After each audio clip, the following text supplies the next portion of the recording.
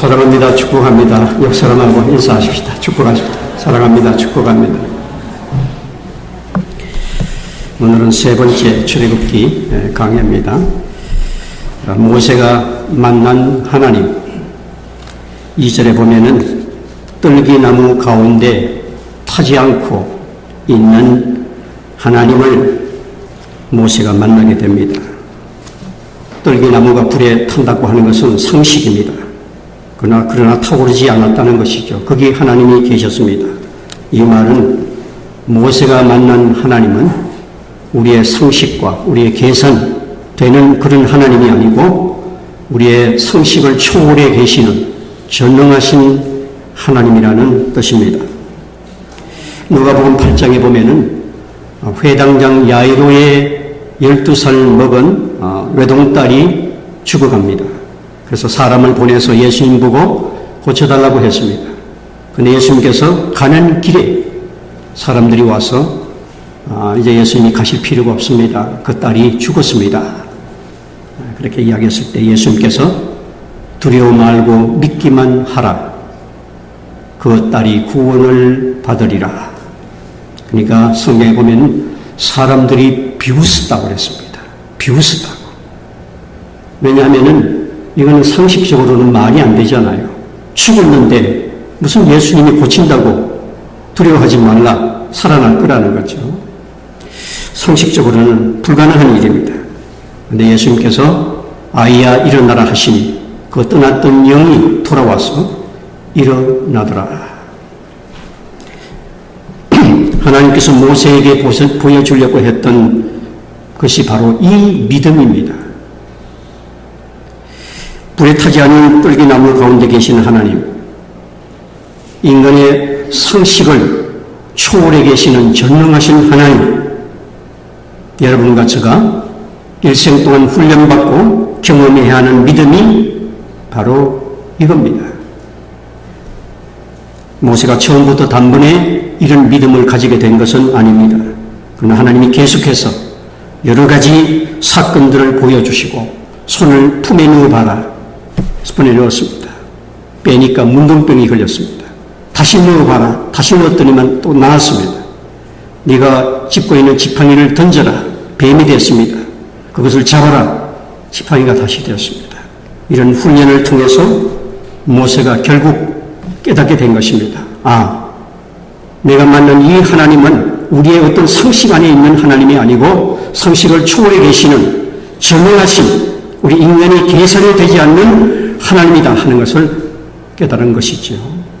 모세도 이 믿음을 갖기까지는 상식적인 생각 그 이상을 할 수가 없었습니다. 하나님께서 불러서 네가 이제 에집트 땅에서 노예로 고생하는 이스라엘 백성을 네가 가서 구해 오너라. 그러니까 모세가 눈이 동그래졌습니다. 아니 내가 그 강력한 그때 시대에 이 세상에 가장 강력한 제국의 바로왕을 내가 무슨 수로 내 혼자 가서 끊고 100만이나 되는 이스라엘 백성을 내가 구출해 오리니까 하나님 이건 상식적으로 말이 되지 않는 일 아닙니까? 저는 못합니다. 하나님 생각해 보십시오. 이건 상식 밖의 일입니다. 한 사람이 어떻게 100만 명을 내가 구출해서 오겠습니까?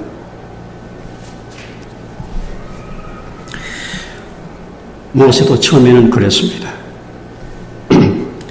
때로는 우리의 이 상식이 우리의 믿음을 방해하고 신앙생활을 어렵게 할 수도 있다는 것입니다. 우리가 믿는 이 믿음, 이 하나님의 세계, 이 신앙이라고 하는 것은 상식 안에 있는 것이 아닙니다. 우리의 상식을 초월해서 계시는 전능하신 하나님의 그 세계, 그 하나님을 믿고 가는 것이 신앙생활입니다. 우리 인간의 이 저거라운 머리를 가지고는 아무리 짜내도 70억의 사람들이 모여가지고 짜내도 하나님의 그것을 이해할 수가 없습니다. 왜냐하면 우리는 피조물이고 그분은 전능하신 하나님입니다. 본질적으로 다른 분입니다. 다른 세계입니다. 그러나 하나님께서 감사하게도 우리 인간 피조물인 흙덩이 이것이 그 하나님을 알도록 그 전능하신 하나님 안으로 들어가시도록 그 하나님을 만날 수 있도록 해주셨다는 거예요. 이것이 은혜입니다. 우리는 인간이기 때문에 이 상식 이상의 생각을 하는데 참 힘듭니다. 그런데 이 상식적인 생각이 사실은 신앙적으로 볼 때는 불신앙입니다. 이 불신앙 가지고는 우리가 구원받을 수가 없습니다. 먹고 살기 위해서는 일을 해야지 주일 예배를 어떻게 드려? 먹기 살기도 바쁜데 어떻게 예수를 믿어? 먹고 살기도 바쁜데 뭐 어떻게 가서 뭐 예수를 믿고 신앙을 갖느냐?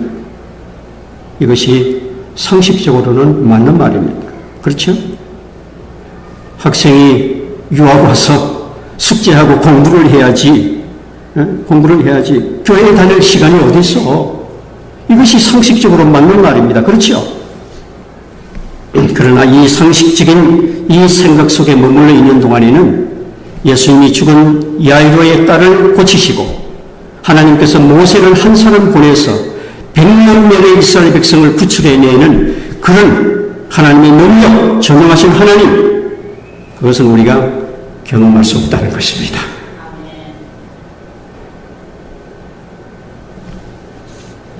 자, 그 다음에 모세가 만난 하나님은 신을 벗어야 가까이 갈 수 있는 하나님입니다. 모세야, 신을 벗어라. 네가 선 곳은 거룩한 곳이다. 5절에 보면 네가 선 곳은 거룩한 곳이다. 하나님이 계신 곳이니 너는 신을 벗어라. 이 신을 벗는다고 하는 것은 구약 성경에 보면 두 가지 의미가 있습니다. 하나는 어디든 무엇이든지 밟고 다니던 그 더러운 신발 같은 너의 죄와 허물을 정결케 하라는 말씀입니다. 우리가 하나님께 가까이 가고 하나님을 만나려면 우리의 죄를 회개하고 예수 그리스도의 십자가의 보혈의 피로 깨끗하게 씻음을 받아야 합니다. 그래야 우리가 하나님 앞에 나아갈 수 있습니다. 하나님을 만날 수 있습니다. 하나님을 경험할 수가 있습니다. 그래서 너는 먼저 신을 벗어라. 우리 믿음이 성장하지 못하고 우리 믿음이 계속 앞으로 나아가지 못하는 이유 중에 하나가 우리가 내 삶 속에 아직도 해결하지 못한 그 더러운 신발 같은 어떤 죄의 허물이 있기 때문에 그 죄의 문제를 해결해야만 우리가 주님 앞에 나아갈 수가 있단 말이죠. 그래서 하나님께서 모세에게 네가 나한테 나를 만나러 오려고 하면은 신을 벗어라. 신을 벗어라. 철저한 회개 없이는 하나님께 나아갈 수가 없다는 것이죠. 우리가 성경에 보면은 대학부에서 첫 번째 이 말씀을 했지만은 고기 잡던 베드로가 그 갈릴리 바닷가에 나타난 예수님을 만나잖아요. 예수님을 만났는데 베드로가 제일 처음에 주님에 대한 반응이 뭡니까? 주여, 나를 떠나소서. 나는 죄인입니다. 예수님 앞에 섰을 때 제일 먼저 왔던 그 깨달음은 내가 죄인이라는 것입니다. 내가 죄인입니다. 나는 주님 앞에 갈 수가 없습니다. 나를 떠나소서. 베드로는 이렇게 신을 벗는 회개와 속죄의 과정이 있은 후에 베드로는 구원받고 하나님 앞에 쓰여지는 사도가 되는 은혜를 받았습니다. 우리에게도 이것이 필요합니다. 그 다음에 또 신을 벗는다는 다른 또 하나의 뜻은 내 권리를 포기한다는 뜻입니다. 내 인생, 내 삶, 내 가정, 내 미래를 전적으로 하나님의 주권에 맡기고 하나님의 책임하에 맡기고 의지한다는 뜻입니다.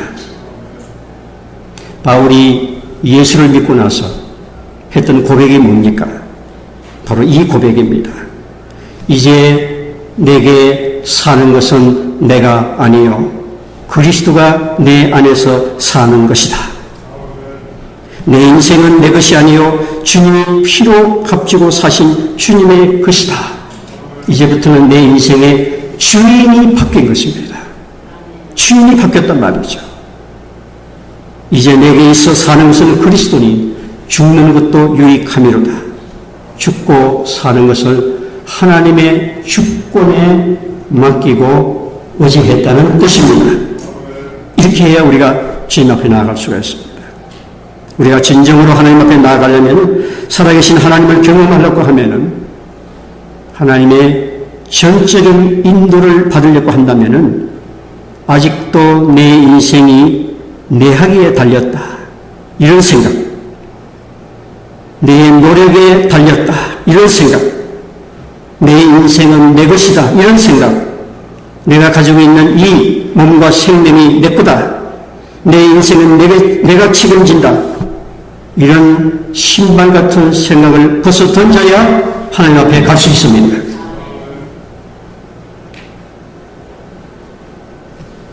이것은 내게 아닙니다. 요새 자기 얼굴이 자기 건 줄 알고 자기 멋대로 막 이리 고치고 저리 고치고 하는데, 예쁘게 되는 건 좋아요. 그건 하나님한테 물어보고 해야 됩니다. 주인이 고치라면 왜 돼?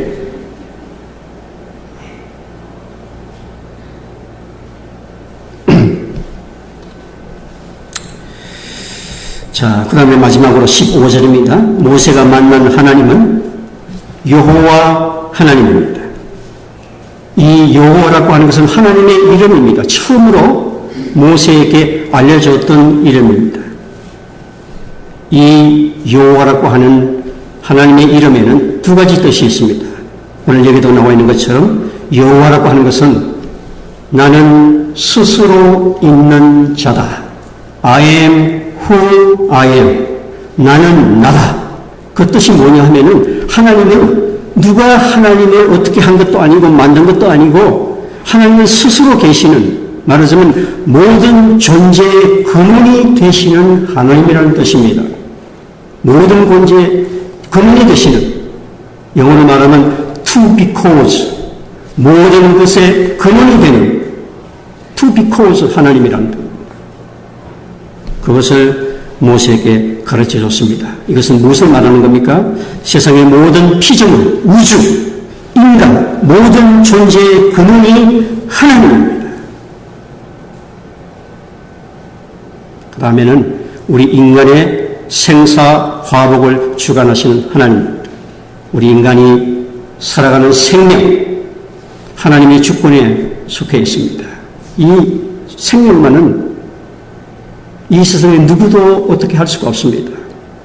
이 세상에 과학이 지금보다 1억 배 발달한다 하더라도 이 생명, 이 죽은 사람을 살릴 수는 없습니다. 왜냐하면 이 생명의 죽고 사는 주권이 하나님께 속해 있기 때문에. 이거 하나님을 봐도 하나님이 저쪽에 이 죽음이라는 뭡니까? 우리 뭡니까? 나니아의 작가 루이스가 그랬잖아요. 하나님이 존재한다고 하는 증거가 바로 인간이 죽는다는 사실이 하나님이 계시다고 하는 증거라고 그랬습니다. 이 죽음이라고 하는 것은 나의 어떤 의지와 관계없이 저쪽으로부터 오는 어떤 힘에 의해 가지고 우리가 죽는 겁니다. 이걸 막을 수도 없습니다. 이 세상에 있는 모든 의사들이 다 모여도 죽은 사람 살릴 수가 없습니다. 이 세상에 있는 모든 권력과 모든 힘을 다 동원해도 한 사람을 살릴 수가 없습니다. 왜? 이 생명이라고 하는 것은 하나님의 주권에 속한 겁니다. 하나님이 생명의 근원이기 때문에 하나님이 생명을 주시면 주고 가져갈 수 있으면 가져간단 말이죠. 그분이 바로 모세가 만난 하나님입니다.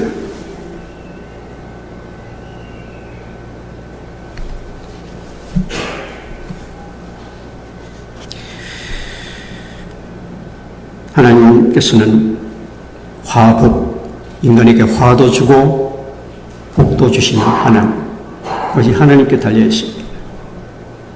제가 전문 주일에도 이야기했지만 우리 인간이 노력한다고 과학을 자꾸 발전시킨다고 우리가 행복해지는 거 아닙니다. 좀 편리하기는 되겠죠. 앞으로 지금보다도 더 많이 1000배 더 경제가 나아진다 하더라도 인간이 그것 때문에 행복해지는 것은 아닙니다.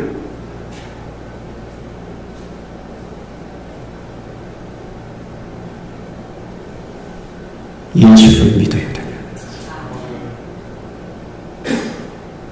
아무리 위대한 정치가가 나타나서 정치한다고 해서 이 세상이 우리가 생각하는 만큼 그렇게 좋게 절대 변해지지 않습니다. Never. 하나님께서 이 세상과 역사와 인간을 만드실 때 처음부터 그렇게 되어 있는 게 아닙니다. 우리가 정말 행복하게 살려면 예수를 믿어야 됩니다. 하나님을 믿어야 된단 말이죠. 하나님이 이 모든 화와 복의 근원이기 때문에 하나님이 복을 주시지 않는데 우리 인간이 어떻게 행복해지느냐 말이죠.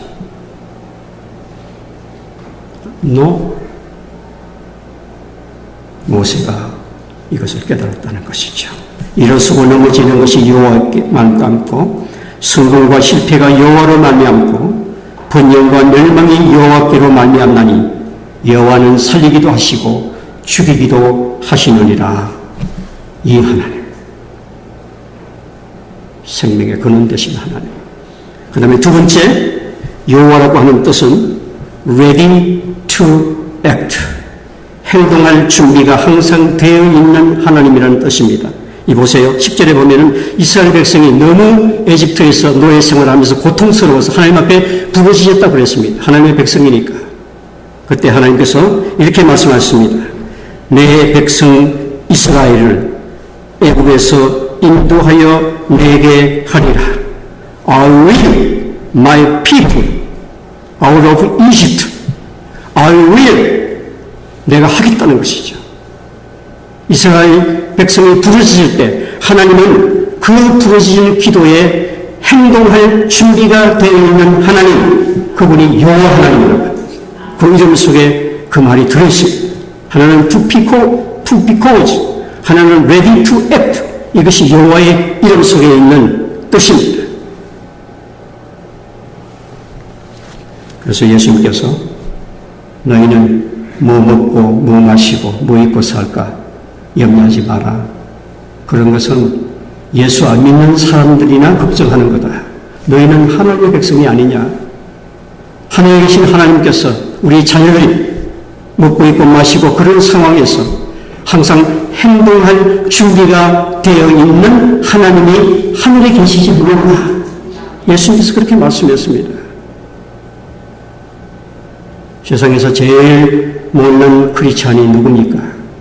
이 세상에 먹고 입고 마시고 그런 거 걱정하고 있는 사람, 내가 직장을 어떻게 가질까 그런 걱정하고 있는 사람, 그런 것은 우리하고는 아무 상관이 없다고 예수님 말씀했어요. 그거는 불신자들이, 세상 사람들이, 하나님 믿지 않는 사람들이 걱정하는 거고 너희는 하나님의 자녀단 말이에요. 너희에게 이 모든 것이 있어야 할 줄을 너희 아버지께서 아시느니라. 하시느니라. 자, 우리 아버지가 억만장자입니다. 내가 아빠한테 가서 아빠, 내 이거 필요한데? 그래, 알았다. 그래, 알았다. 그러면 다 끝이 아닙니까? 다 끝이라고. 그렇죠? 억만장자의 아빠가 내 이 강구를 듣고 알았다고 그랬단 말이죠. 예수님께서 하신 의미가 바로 그겁니다. 오늘 세상의 모든 근원이 되시는 하나님께서 그래, 알았다. I will. 내가 시행하겠다. I will. 그분이 여호와 하나님.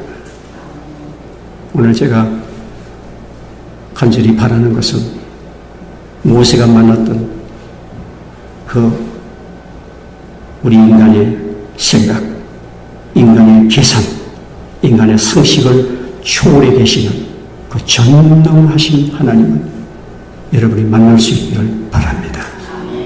그리고 거룩하신 하나님, 그리고 모든 만유의 근원이 되시는 하나님, 여호와 하나님, 그리고 우리의 삶을, 우리의 앞날을 항상 준비하시고 우리가 하나님 앞에 간구할 때 I will, don't worry, I will 그렇게 말씀해 주시는 행동할 준비가 되어 있는 여호와 하나님을 여러분의 삶을 통해서 또 생애를 통해서 만나고 경험하는 그런 은혜가 있기를 간절히 소원하고 간구합니다.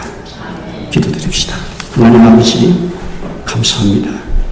오늘 대단하신 하나님, 대단하신 하나님, 죽은 자를 살리시고 모세 한 사람을 보내서 100년 만에 이스라엘 백성을 인도에 내시던 그 전능하신 하나님, 오늘 우리 평강교인들, 우리 학생들이 만날 수 있도록 도와주시옵소서. 거룩하신 하나님, 우리를 위해서 항상 준비하시고 모든 인간의 생사화복을 주관하시는 살아계신 하나님을 만나고 경험하고 그 하나님과 함께 교제하고 그 하나님 때문에 우리 인생이 행복하고 의미있고 하나님 앞에 쓰여지고 이 세상에서도 정말 보람있는 삶을 살고 모든 사람에게 이 하나님을 보여줄 수 있는 하나님의 우리 크리스찬들이 되도록 은혜를 주시고 성령을 주시고 축복해 주시옵소서. 예수님 이름으로 기도드립니다.